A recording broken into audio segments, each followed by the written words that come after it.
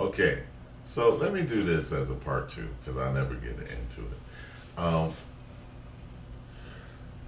Listening, women know good and darn well that they can make a man do anything.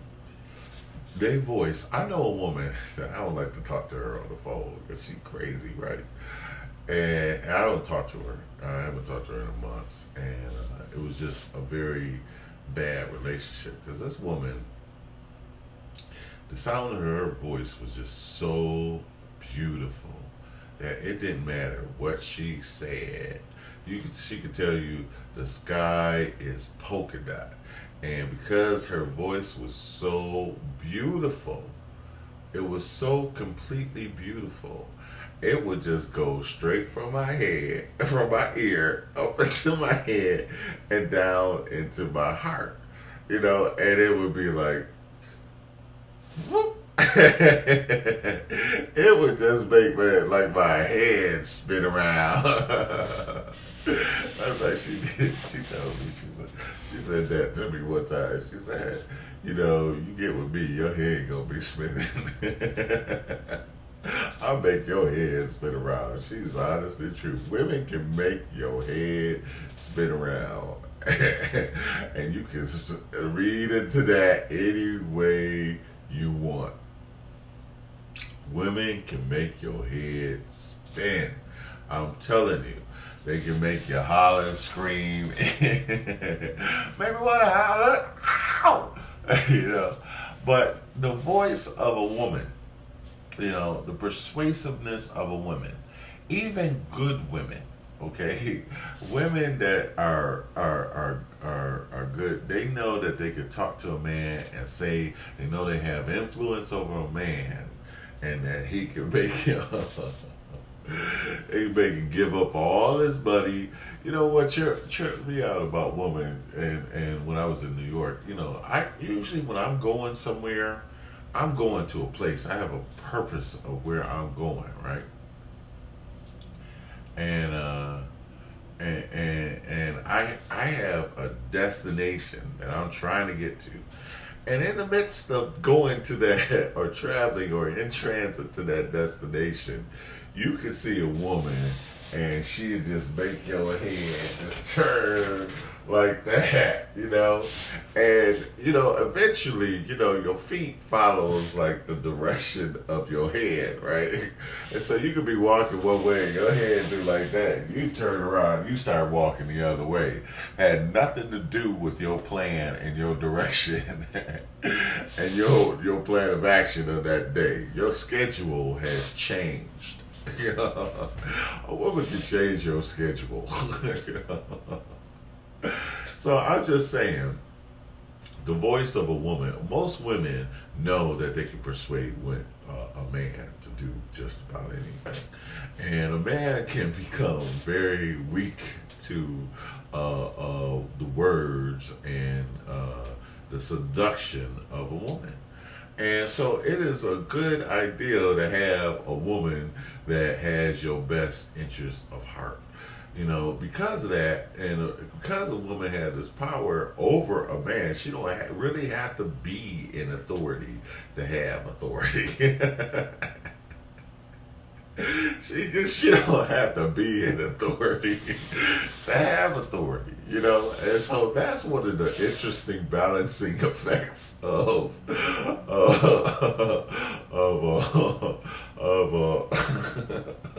a relationship. A woman can just literally, that some women really don't care about being in the driver's seat because you could be on the side of the car and you going where she say for you to go. You might be steering, but you going where she tell you to go. You might be steering, but she got the map, okay? That's why men don't like maps. Anyway, so my point is that if you want to be a strong man, you're gonna have to deal with what you're gonna have to plug your ears sometimes. That's why I wear headphones. If a woman say something to me, it'd be like, these are woman protectors. I'm just joking a little bit. Anyway, so my point is, how does this relate to a religious kind of thing? Like I say, a lot of women know that they can convince a man, and a man's weakness is hearkening to the voice of a woman. And my point is, a lot of the feminist movement and the homosexuality movement, movement is feminism. It's, lack of a better word, dykes, and I relate that to Wanda Sykes, right? Y'all see my Wanda Sykes video, but I don't know if they find it offensive when people start using it to prove a point. I'm sure they're gonna find the word dykes offensive, but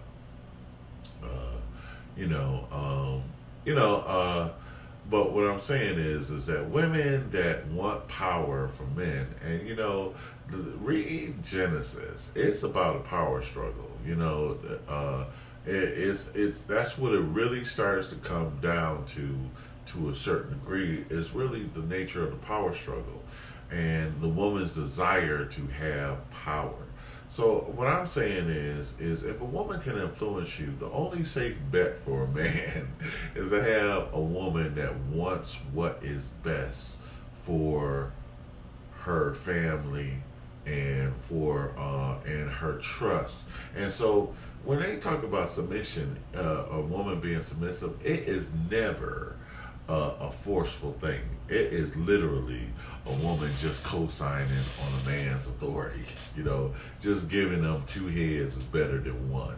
It is never, it is never a situation where a man can just take the authority. It is literally her submitting it, her from her decision and being willing to do so, so there's no ifs, ands, or bones about that. But so a best man's protection is a woman that has her man's trust and authority and faith in him. So basically, with these powerful words, a woman can use her words to make a man a king. If you women complaining about how your man ain't acting right, start saying words that make him, oh, you the king. That's why men like to hit, because, yo, you the daddy, you the boss, and all that stuff. You start saying, okay, you the boss, you the daddy, you the Mac, you the pimp, whatever, however you relate to it, but a woman that can speak words of faith and belief into her man, your man will be the physician. She said, honey, you a millionaire in my eyes. You keep saying that to a man, he will have a millionaire, and it'll be in your eye. You will see $1 million in your eyes. You keep talking like that to a man. But men that have women that don't have his interests or her family at heart, and I spoke about that. A man and woman should have their interests, not the rest of their family. And so the curse of the man was, when God judged him, he said, and then he said to them, because you have listened to the voice of your woman, of your wife, and have eaten from the tree that I commanded you. See, his authority, everybody has an authority, the woman is not, you have a higher authority than the woman. It's not that we don't do what the woman say. It's that there's a higher authority that when when the woman comes around, her authority over the man kind of gets canceled out. Okay?